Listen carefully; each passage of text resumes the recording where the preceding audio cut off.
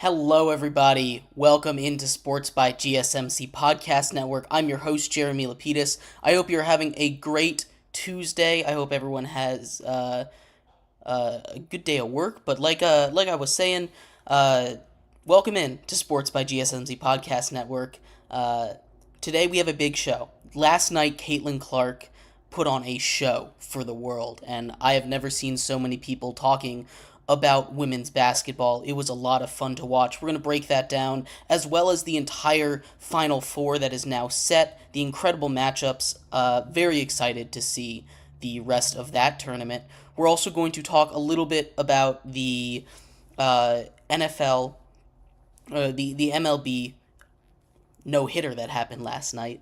The Astros were the first no-hitter of the season, just 5 games into the year. Lots of historic stuff happened there. We'll break all of that down in our second segment. In our third segment, we're going to go into the NFL, talk a little bit about who I think is going to have a better bounce-back season of the second-year quarterbacks, whether that be Bryce Young or Will Levis or any of these guys. Will break down some of these younger quarterbacks heading into their second year and what they're looking at improving. And then our fourth and final segment, we are going to talk a little bit about the NHL playoffs. That season is coming down the stretch. There's a lot of really tight playoff races, especially out there in the East with that final wild card spot. So we'll break all of that down and more here on Sports by GSMC Podcast Network today. But before we do, remember that if you would like to be an even bigger part of the show than you already are, all you need to do is go to gsmcpodcast.net. Leave a tip or donation with a message in it. We'll have a little discussion about what you had to say. That message will pop up on the bottom of the screen there for you, me, and everybody else to see it. We appreciate anything that you do give. Once again, that link to leave a tip or donation is gsmcpodcast.net. But like I was saying, the big story of last night, and that we're going to talk about on our show today, is Caitlin Clark. Caitlin Clark absolutely cooks LSU. LSU, who beat Iowa in the championship game of last year's Women's March Madness final. LSU and Angel Reese, the defending champions. Iowa and Caitlin Clark get their revenge in what kind of was a rivalry game. If you remember back to last season, the anticipation for that championship game led to the highest total viewership of a women's game ever. And now you take a look, and I haven't seen the numbers today, but I would put a pretty hefty bet on the fact that this game last night between Iowa and LSU had a higher viewership total than that. Probably the highest out of every tournament game ever. That was the most people I've ever seen talk about a women's basketball game. I went into school and work today, and they all were, that's the first thing that came out of their mouths. It was, did you see what Caitlin Clark did to them? 41 points, 12 assists, 7 boards, nearly a triple-double to send them to the Final Four to take on Dynasty in UConn. Paige Beckers over there. There was another great battle last night we'll get into over there between Paige Beckers and USC, but that was not just for women's basketball, but that was one of the most exciting games of college basketball that I've watched all season. That game between LSU and Iowa. There were so many storylines going in there. There was lots of intrigue heading in, the rivalry between these two incredible athletes in Angel Reese and Caitlin Clark, and then just to watch Caitlin Clark go to work.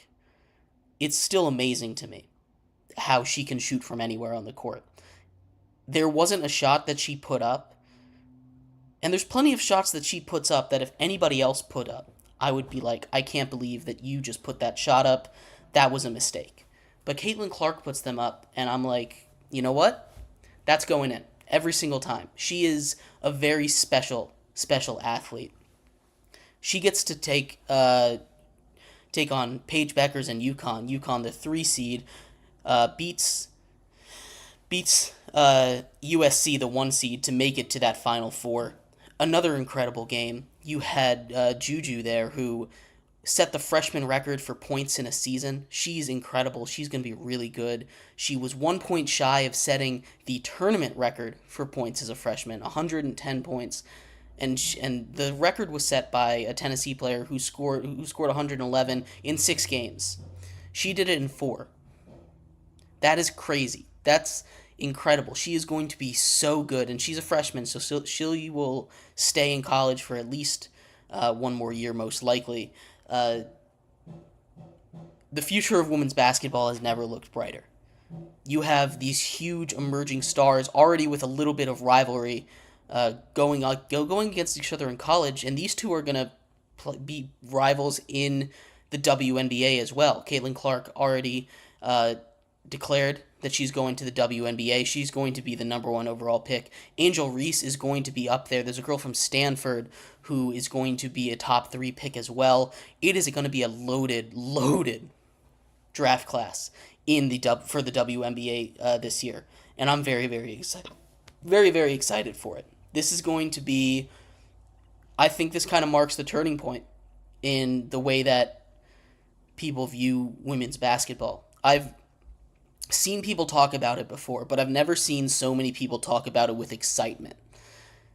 There was so much excitement and joy, people talking about that basketball game between LSU and Iowa, and it's really great to see. It really is. I'm so happy that people are starting to watch women's basketball because it's very fun. These guys work so hard, and it's great to see the sport grow.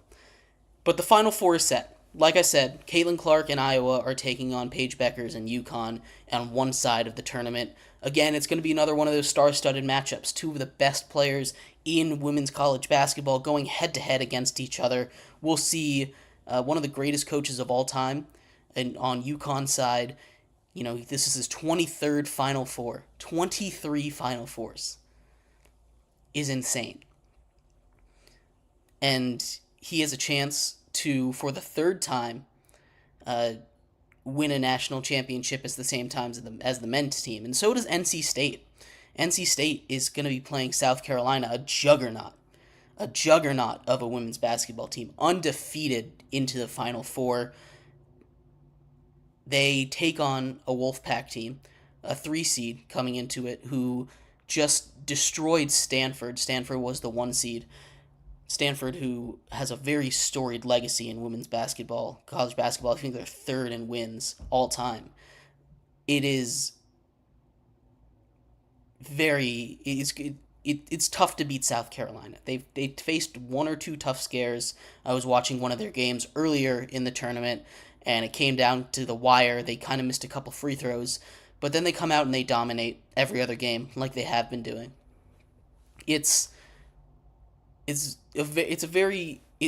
kind of mirrors the men's side in a sense, where you have a dominant team, UConn and South Carolina in this case, and then you on the other side you have Darling, a team that I know it's a Cinderella run in the men's side with NC State, but a team that everybody's rooting for in NC State and Iowa on the other side, facing off against a team that's just been good for a very long time, Purdue and UConn for the men and the women there. And then the other side, you have a team that, is good, but no one really expected to make this deep of a run in Alabama and NC State for the women.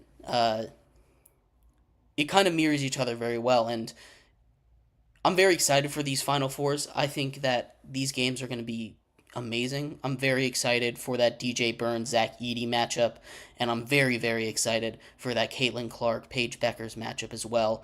It's going to be tough to beat South Carolina. South Carolina, like I said, is undefeated, and they haven't looked particularly stressed at any point this season. They had a 54-point spread in that first game, which is ridiculous. 54 points. That's more than some teams score in an entire game, and they beat them. They covered that. They beat them by 55 points or something like that. They are a dominant basketball team, top to bottom, front to back. They're very good. We'll see on Friday exactly how this goes, but these Final Fours are going to be really fun. I can't wait to see it. there's a couple things with the Caitlin Clark Angel Reese thing that I think is interesting, and we'll get a little bit into that at another time. But just real briefly, I don't know if you guys saw the press conference that Angel Reese and her teammates did after the loss, but the fact that she's kind of been painted as a villain in the media is a very interesting thing to me. She is a good person. This happens when you have rivalries. People are going to take a side, but it's not really all her fault. There's a lot of things surrounding it. At first it was just the way that she is. When she plays and she wins, she talks, and when you talk and you lose, people are going to talk back to you. That's just how it goes. But also, more recently, people have been calling LSU as a team villains, and I think a lot of that is because of their coach, Kim Mulkey. Uh, there was an article that came out about her in the Washington Post, which, very good read. She's not a very good person, but she's the coach there, she's the face of it, and Angel Reese kind of takes a lot of blowback just because she's on that team. And I kind of feel bad for her, but we'll break all of that down in a show tomorrow. I want to talk a little bit more about that. I want to get a whole segment on that. But anyway, in our next segment coming up, we're going to transition out of the NCAA, move into the MLB. There was a no-hitter last night, the first one of the season. April Fool's no-hitter. Very early in the season, in fact, the earliest ever. But we'll break all that along with some of the major storylines that have been happening in baseball over the first week-ish of the season. Stick around. We'll be right back on Sports by GSMC Podcast Network. I feel like I'm losing my mind. Is everybody in the world blind? Please, Lord, give me a sign, a sign. I feel like I'm losing my mind. Is everybody in the world blind? Please, Lord, give me a sign, a sign. I wanna be the greatest. Everybody on the fake shit. I look around and feel like everybody is the fakest. I make this every day and I'm impatient. Hoping one day I blow up from the basement. Statement, the top is so vacant. I don't hear shit that I think is amazing. Waiting for my day when I'm playing. Sold out shows for 1,000 faces. Hey, give me that crown. Get in my way and to be put down. It ain't replaced, all this my town. If I want that shit, then I'll get it right now. I'm losing it, the news it fits. I'm losing shit, a stupid myth. You choose to live or choose to dip. You choose to fight or lose your grip and lose a gift. Oh. I feel like I'm losing my mind. Is everybody in the world blind? Please, Lord, give me a sign, a sign. I feel like I'm losing my mind. Is everybody in the world blind? Welcome back, everybody. Thank you so much for sticking with me through that break. If you are just tuning in, we just broke down the incredible game that Caitlin Clark had last night, absolutely dicing up LSU. 41 points, 12 assists, 7 rebounds. Her passing was incredible. That was another thing outside of her shooting that I was super impressed by, a kind of underrated part of her game. A near triple-double to send Iowa to the Final Four, her second 41-point game in the Elite Eight in a row. Very, very impressive. But anyway, in this segment 2, we are going to transition into some baseball. We had our first no-hitter of the season last night. The Astros threw a no-hitter, winning 10-0 versus the Blue Jays. Ronel Blanco threw. We'll break down all the stats that came with that, as well as everything that happened in the MLB. It's been a crazy first week, full of firsts, full of records. Lots of stuff to check out. But before we do, remember that if you would like to be an even bigger part of the show than you already are, all you need to do is go to gsmcpodcast.net. Leave a tip or donation with a message. It'll pop up on the bottom of the screen there. We'll have a little discussion about what you had to say. You'll decide how the show goes. But yeah, once again, that link to leave a tip or donation is gsmcpodcast.net. We appreciate anything that you guys do give, and we appreciate you guys for watching. If you have anything to say as well, just leave a comment. I've got my eyes on all of those. But like I was saying, we're going to get right into the major news of the MLB. They were the first no-hitter of the season today. Last night. Ronel Blanco of the Houston Astros threw the first no-hitter. He walked two batters. Both were George Springer. Walked him in the ninth and I believe in the third. It's the 17th time in Astros history that someone from the Astros has thrown a no-hitter. That's including the playoffs. That is actually the most out of any franchise ever. 17 for one franchise. It seems like not a lot, especially for a sport like baseball that's been around since the 1800s. I'd expect a team like the Giants franchise, that have been around forever, or the Red Sox, or the Braves, these teams that have been around for almost 200 years at this point, or almost 150 years at this point, to have more than 17, but no-hitters are hard. No-hitters are really, really hard to get. It's the 17th. That is the league leading. The Dodgers are second with 13. Congratulations to Ronel Blanco. Blanco has a really interesting story. He wasn't supposed to break camp. He only made the roster as that fifth starter because Justin Verlander and Urquidy were hurt, along with Lance McCullers Jr. and a whole bunch of other starters that could have taken that last spot. He's 30 years old. He came up as a 28-year-old, coming from an international market. It was a tough timeline for him to get up. He gets a chance. This was just his 8th start. This was just his 8th start in his career, and he goes out and he throws a no-hitter. That is incredible. Good for him. I'm so happy that he can get this done. The Blue Jays, this is for the Blue Jays side of things. This is the 8th time that the Blue Jays have been no-hit in their history. The Astros have been on a streak of no-hitters recently. They've done it 4 times. Out of the last 7 no-hitters that have been thrown in the entire MLB, the Astros have done it 4 times. This is also the earliest that a no-hitter has ever happened date-wise. Now, it has happened earlier in the season. This was the 5th game of the season. There have been no-hitters faster than 5 games into the season, but this is the first time that a no-hitter took place April 1st or earlier. So the earliest on the calendar that a no-hitter has ever happened. Congratulations. It's not an easy feat to accomplish. Not only did he do a no-hitter, but unlike a lot of the no-hitters that are happening nowadays, he pitched the full game. He was super efficient. He pitched, I believe, 104 pitches.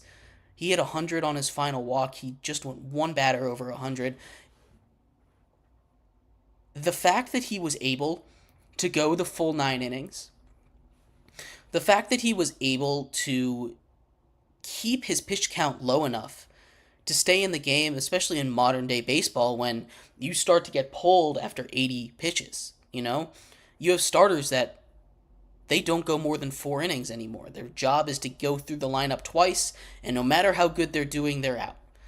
You see teams like the Dodgers do this all the time. I know there was a situation early last season with Clayton Kershaw where he was pitching a perfect game in Minnesota, and they pulled him.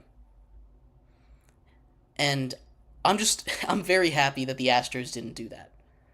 Because a no-hitter is one of those special things. A perfect game is one of those special things that kind of keeps the sanctity of baseball as it is. I'm all for change in sports, evolve it, make it better for a wider audience. But there's something so magical about one person single-handedly winning you the game. And that's not necessarily true with a no-hitter, but when you pitch that no-hitter, that's kind of how it is. You have, obviously, great defense behind you. Abreu made, I think, 2 or 3 plays in just the 9th inning alone to keep the no-hitter alive. He made this incredible diving stop to get the second out of the game, the second out of the 9th inning. There's always going to be those plays in a no-hitter. Always. And baseball is such uh, a fickle sport. The ball takes a hop off a rock, and your night is done. It's such a rare thing to happen. And when it does happen, and when you have a guy that this really early into his career is able to get this milestone, this feat that most pitchers don't do. Some of the greatest pitchers of all time don't have this. Don't have a no-hitter under their belt. It's so tough, especially a complete game no-hitter. That is so tough. Steven Strasburg, when he was healthy, was one of the best pitchers in the league. He won a World Series MVP. He doesn't have a no-hitter. Now, his career was cut short by injury, so maybe he's not a Hall of Famer, but that's the first name that came to my mind as a Nats fan. There's plenty of legends that you could point to that don't have a no-hitter on their resume, and it's kind of sort of being phased out of baseball a little bit. Something that I kind of hate. My favorite baseball games, and I love watching baseball games that are 10-9, 15-14. Sure, pour the runs in, get more offense. It's exciting, especially when it's on TV. But if you're in the stadium and you have a pitcher's duel going, or you're at a hockey arena and you have a goalie battle going, oh my god. Those are the most intense experiences you can have as a sports fan. I was working a baseball game. It's not MLB. I was the official scorekeeper for the Harrisonburg Turks in the Valley Baseball League last summer. And I was lucky enough to witness a combined no-hitter. And when it was getting down to that point, I'd never heard of the Harrisonburg Turks before, but in that moment I became a fan. I had been working for them all summer. I'm working for them again this summer as the scorekeeper for their home games.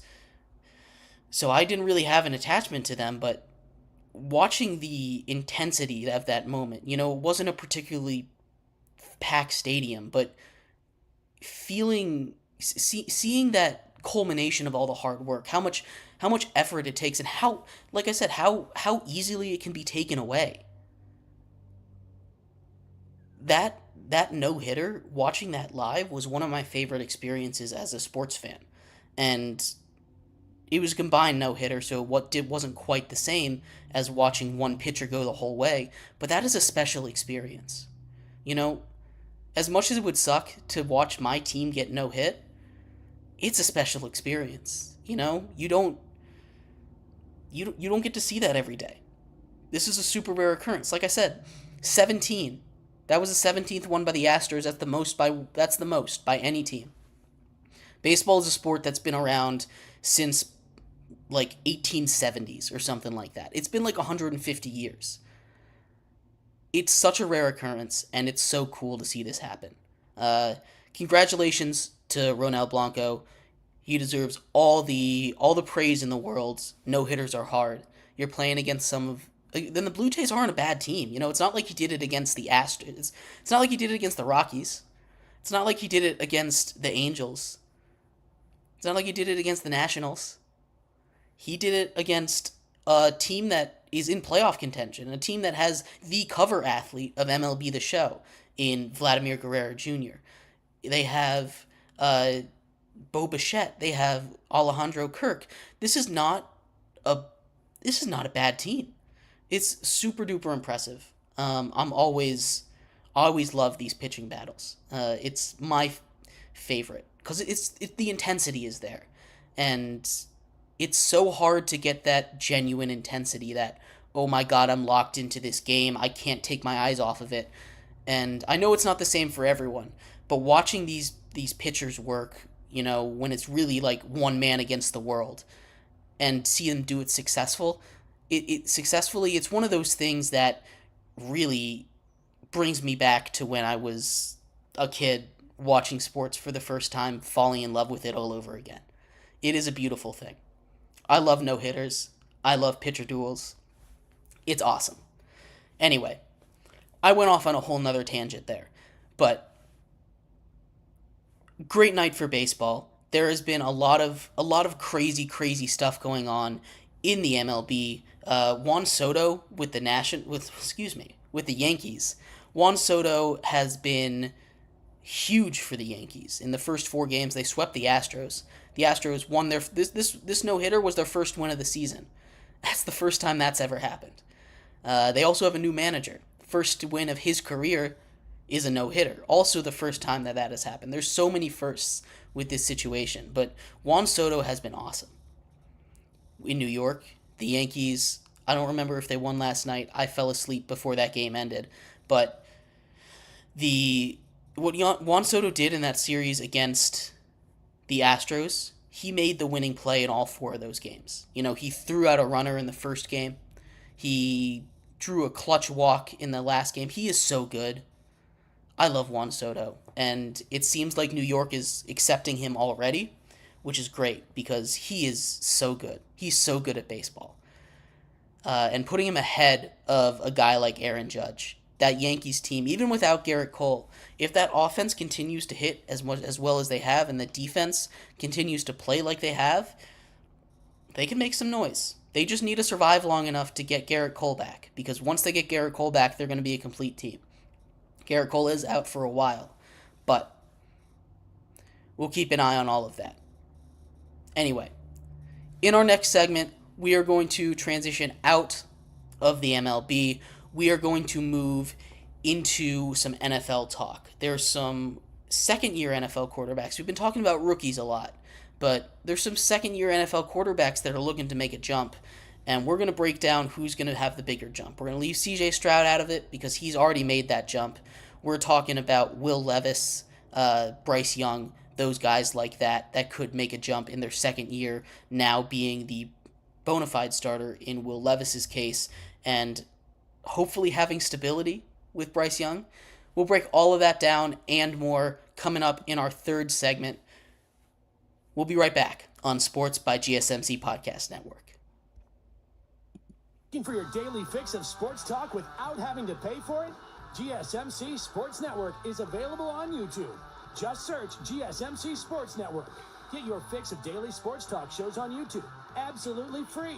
NFL, college football, NBA, MLB, MMA, UFC, fantasy football, and so much more.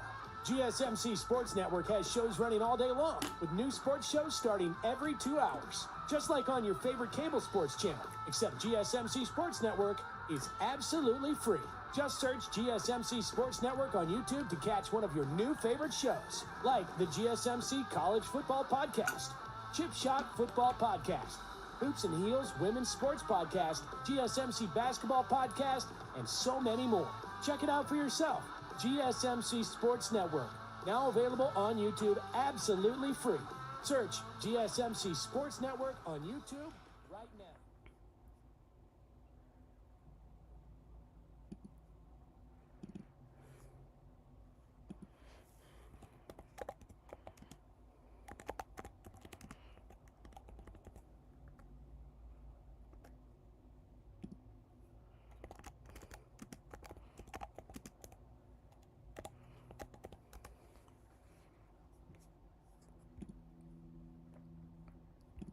Welcome back, everybody. Thank you so much for sticking with me through that break. If you are just tuning in, we've talked about a lot today. We talked about Caitlin Clark and her incredible performance, defeating LSU in the Elite Eight to move on to the Final Four for the second year in a row, putting up 41 points in the Elite Eight game. She almost had a triple-double in that game. It was incredible to watch. So much growth for that sport. I haven't seen so many people talking positively about women's basketball ever before.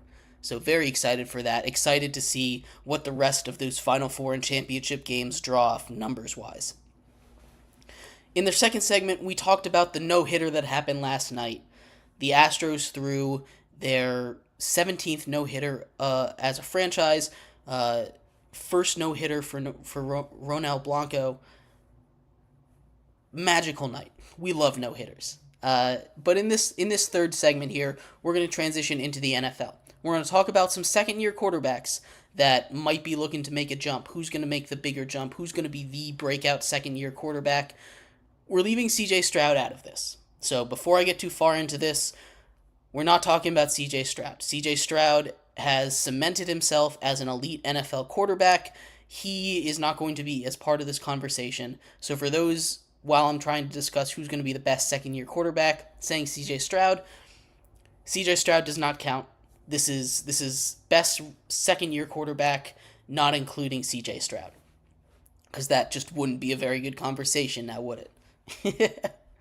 But we are going to break down two guys that I think two guys that are going to be competing for it, I think, in Will Levis and Bryce Young. Two guys who are starters, kind of have brand new situations. They both have new head coaches, both have new weapons. It's going to be very interesting. We're going to break all that down. But before we do, remember that if you would like to be an even bigger part of the show than you already are, all you need to do is go to gsmcpodcast.net. Leave a tip or donation with a message in it. That message will pop up on the bottom of the screen here. We'll have a little discussion about what you had to say. You can control the content of the show through your tips and donations. So if there's a burning question you want to ask me and you want me to get to it, talk a little bit about it here on the show, all you need to do is go to gsmcpodcast.net and leave a tip or donation. Once again, that link is gsmcpodcast.net. But like I was saying, we are going to talk a little bit about who's going to have the bigger year two jump. Will Levis or Bryce Young? And taking a look at their stats from last season, Will Levis, he didn't start the full season. He threw for 1,800 yards, 8 touchdowns, 4 interceptions. Bryce Young did start the full season. He threw for 2,800 yards, 11 touchdowns, and 10 interceptions. Quarterback rating is probably the best way to compare them. Bryce Young had a 73.7, and Will Levis had an 84.2 quarterback rating. Takes a little bit of the missing game sample size out of that right there. But both of these teams have added in the offseason. Both of them have added at receiver. Both of them have done a really good job adding at the offensive line. Both of them have brought in new head coaches. And these guys now basically get to hit the restart button. They get to throw their rookie season into the trash and say, hey, we're going to try again. This one's for real. And I think Bryce Young needs that bad. There's been lots of stories coming out about Bryce Young, or I guess the situation surrounding Bryce Young, saying stuff like they did a whole install and then 2 days before the season started, after preseason is over, they said, you know what? All that work we did with our rookie quarterback, teaching him a new offense, getting him ready for the season. Let's change that. Get that out of here. We're going to do something else. It's a great recipe for success, don't you think? Throw everything that you've worked on out the window, start scrap. Probably shows why the Panthers were the worst team in the league this year. But now they get a new head coach. Dave Canales, brought in from the Bucks. Quarterback whisperer, some are calling him. He had a resurgence with Geno Smith. He had a resurgent Baker Mayfield. What can he do with Bryce Young? Very, very excited to see how this goes. But there are also some weapons that they brought in. Like I said, they both really, really did it. Both of these teams, the Titans and the Panthers, focused on improving their offensive line, and they did a really good job because both of those teams were kind of in similar situations. They both got new head coaches. They both have second-year quarterbacks now.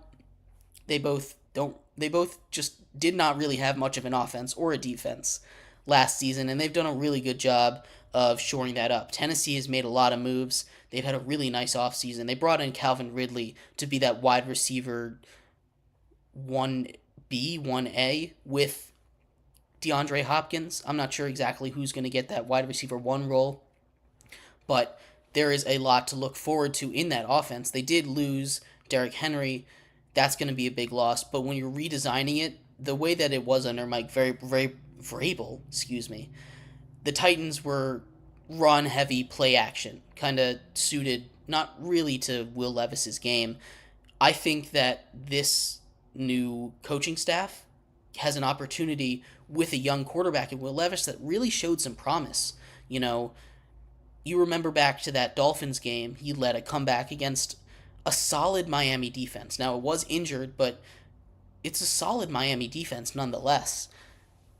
He leads a comeback, one of the best comebacks of the whole season, in a game that the Dolphins desperately needed to win, so that they could, not go to Kansas City in round one of the playoffs like they did. But Will Levis was able to lead that drive, shows a lot of promise. Bryce Young, on the other hand, he was in a worse situation, like just downright a worse situation in Carolina. It wasn't the kind of place that anyone could reasonably succeed in. You might be able to throw Patrick Mahomes in there, and he might be able to succeed. But when your number one weapon is a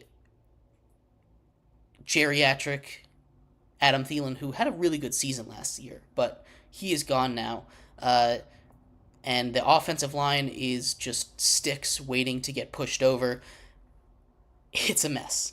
They have revamped that offensive line, which number one priority on the offense. And then they went out and they got Deontay Johnson, a really good separator at wide receiver, for kind of a bag of chips. It's a great trade by them. Gave away a corner that probably wasn't even going to make the roster, and get a wide receiver one to go opposite whoever they want. They don't have a first round pick, but they do have that 2-1, the first pick in the second round, and they can do a lot of things with that. There's still going to be a lot of good wide receiver talent. You're not getting that top tier, that Marvin Harrison, that Rome Odunze, that Malik Neighbors, but they do have a chance to go get another guy. If we're looking at these two quarterbacks, though, I'm very excited to see what Will Levis can do. I thought what he did in a limited sample size last season, I think he's going to make the bigger jump. Bryce Young, I think he will improve. I think we're going to see why he was touted as a number one overall pick. I don't think he's going to quite live up to that number one overall pick. I don't think he's going to be better than CJ Stroud, for instance. But I do think he can be the kind of quarterback that I'm not trying to make a comparison to how he plays, but the kind of quarterback that Baker Mayfield is, the kind of quarterback that will win you games, but not the guy that you're like, oh, I want to give you all my money. I want you to be my franchise guy. He's going to be kind of that limbo quarterback, better than average, better than most, but not like we need to back the brink trucks up to keep you kind of guy. Will Levis, on the other hand, I think he flashed his potential a lot. Now, he did have better weapons. A lot of times he was just kind of saying screw it and throwing it up to DeAndre Hopkins down the field, which is not a bad decision when you have DeAndre Hopkins, but you can't be doing that. And there's a reason that he had a 2-to-1 touchdown to interception ratio. He holds the ball for way too long, and that's a big weakness. That's something that can be fixed. But that's going to be the big thing that I need to see out of Will Levis. Bryce Young, he needs a better supporting cast. He got it. I just don't think he has that elite talent that a guy like Will Levis might be able to show. I do think Bryce Young is going to have a higher floor, but a lower ceiling, basically. Will Levis could barrel out. He might never learn how to make a decision quick. And that's the biggest factor. If he can learn to make those decisions in 3 seconds instead of holding it for 5, he is going to be a much, much better quarterback than he was last season. He just needs to get that. That just comes down to coaching. How comfortable you are with the playbook, how comfortable you are with your receivers, and bringing a guy like Calvin Ridley in to take some distraction away from DeAndre Hopkins, so it's not just Nick Westbrook-Ikine on the other side. It should help. I think Will Levis is going to make a bigger jump in year 2 than Bryce Young is, but again, that's not to say anything bad on Bryce Young. I believe Bryce Young can still be a very good quarterback in this league. I think he can be a quarterback that leads the Panthers to the playoffs. Maybe not next season. They still have a lot of holes a lot of holes. But he can be very good. We've seen what he can be, at Alabama. He showed some flashes. That Packers game, he played really, really well. So it's not like there's no reason to believe that Bryce Young can't win a game. Because he can. I've seen it. They didn't end up winning that game, but I've seen him march down the field, get them into that position to get these game-winning drives. He's shown potential there against the Packers, but I'm very excited for both of these young guys in the next season coming up. I think both of them can be very good. I think both of them have a shot to be have a shot to jump into that franchise quarterback tier. Not the elite quarterback tier, but the franchise quarterback tier. I do think Will Levis is more likely to make that jump in year 2 than Bryce Young is, because I just think he's a better supporting cast around him, and I still don't trust David Tepper and the Panthers front office. If you switched Bryce Young and Will Levis on opposite teams, I think Bryce Young would have succeeded last year. I really do. Will Levis on the Panthers is just not something that would work. Period, point blank. It would not work. He wouldn't even get the chance to start in year 2. So I think Young is a more stable quarterback. But with Will Levis's arm talent, he can be better. So I think Levis is going to make that jump. He just needs to make quicker, better decisions, and having those elite weapons on the outside should help with that. But anyway, in our next segment, we're going to transition out of the NFL, talk a little bit about hockey. We don't talk a lot about hockey here on this show, because I know a lot of you guys aren't as big into hockey, but love hockey or not, you have to admit the hockey playoffs are some of the most entertaining playoffs in all of American sports. Anything can happen. So many upsets. It's always wild. It's at the same stage as the NBA. The playoff races are heating up right now. So we are going to get into some of the more interesting races coming up next in our 4th and final segment. Stick around. We'll be right back on Sports by GSMC Podcast Network.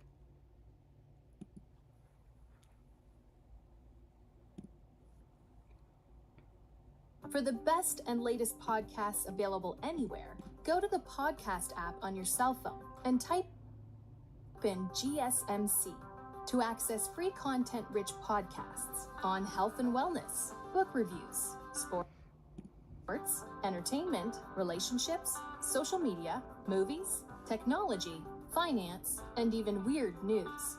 Subscribe and download the GSMC Podcast Network's family of shows, available everywhere podcasts are found.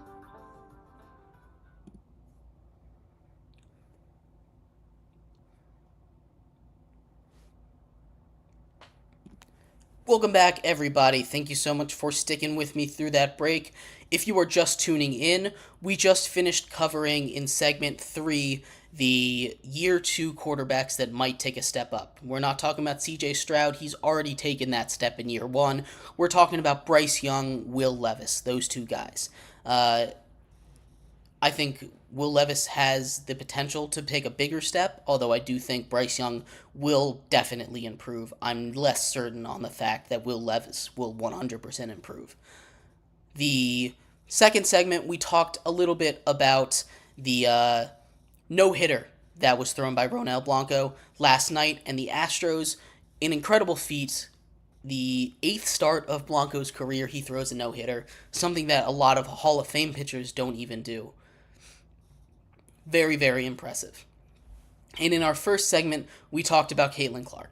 Caitlin Clark, her 41, 12, and 7 performance, near triple-double to send Iowa to the Final Four to take on UConn and Paige Beckers on Friday. Women's basketball is heating up like never before. It's very, very exciting. But like I was saying before we went to break, in our 4th and final segment here, we're going to move into some playoff races. Specifically, we talked about the NBA playoff races yesterday. You can go check that out on YouTube. But today we're going to talk about the NHL playoff races. There are a couple of really, really heated races coming up. down the wire with like 5 games left to play for most of these teams. But before we get into that, remember that if you would like to be an even bigger part of the show than you already are, all you need to do is go to gsmcpodcast.net. Leave a tip or donation. It'll pop up on the bottom of the screen. We'll have a little discussion about what you had to say.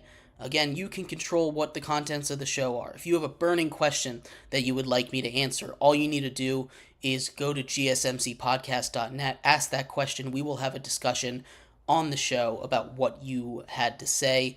Once again, that link to leave a tip or donation is gsmcpodcast.net. We appreciate anything and everything that you guys do give.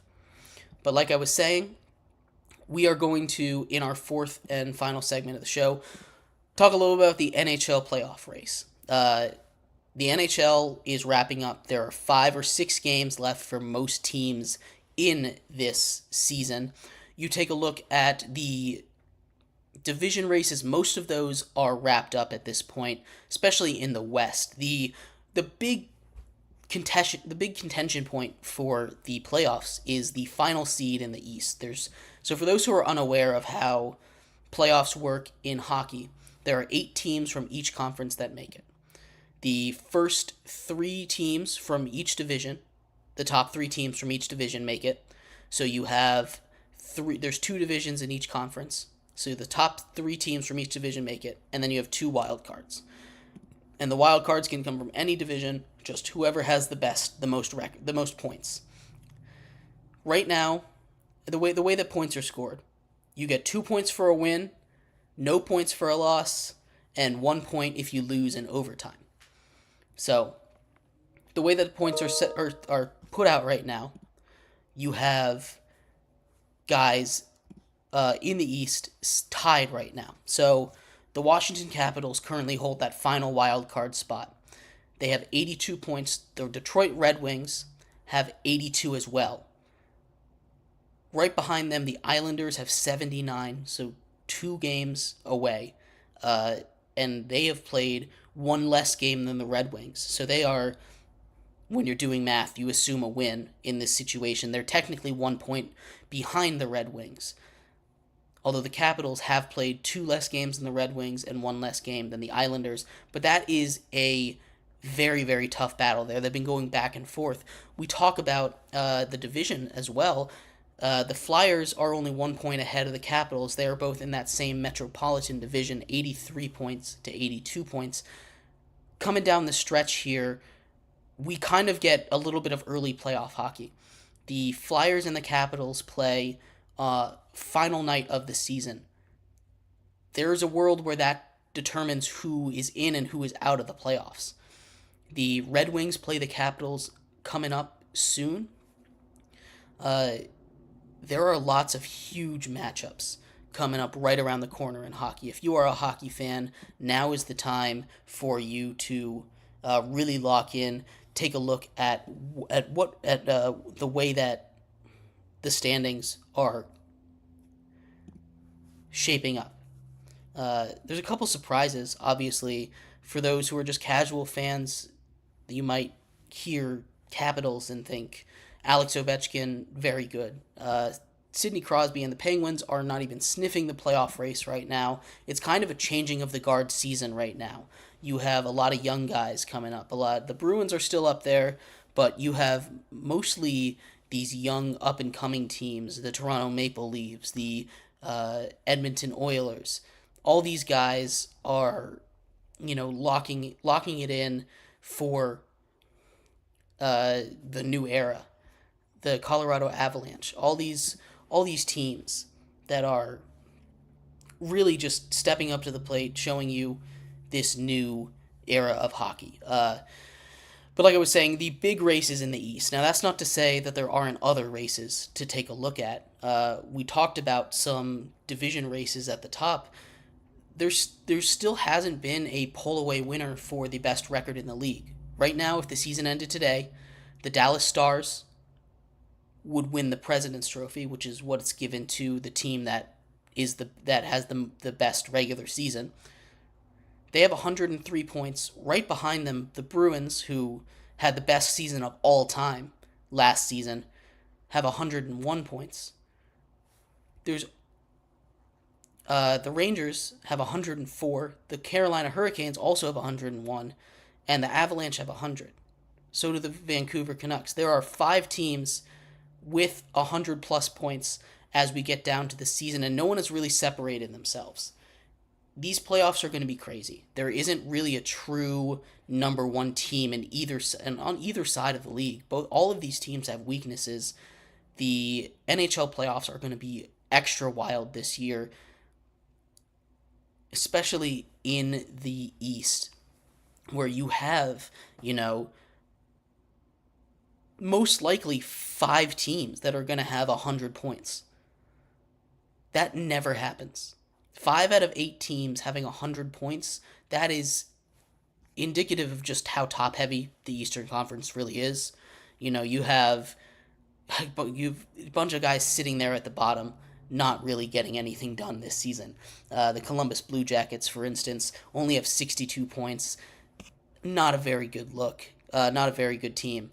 But as we go down the stretch, I expect the Flyers have been kind of faltering. They've lost 5 in a row. I think the Capitals are going to end up taking that last Metropolitan Division spot. And then the Red Wings are going to take the last wild card spot. So the Flyers are probably going to drop out of it. At least that's what I'm seeing right now. They don't have the easiest schedule either. The Capitals play a couple of big games coming up. They play the Flyers at the end of the season. They play the Red Wings later on.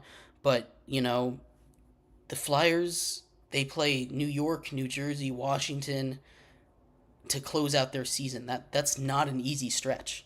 That's a really, really tough stretch of hockey as we head into the Stanley Cup playoffs. It's going to be a wild one. I'm very, very excited to see exactly how this Stanley Cup goes and what happens at the end of the season, but I do expect the Flyers to be the odd man out of that playoff race. Anyway, thank you everybody so much for tuning in to today's episode of Sports by GSMC Podcast Network. I've been your host, Jeremy Lapidus. We'll be back here, same time, same place tomorrow. I hope you have a great rest of your day. Bye-bye.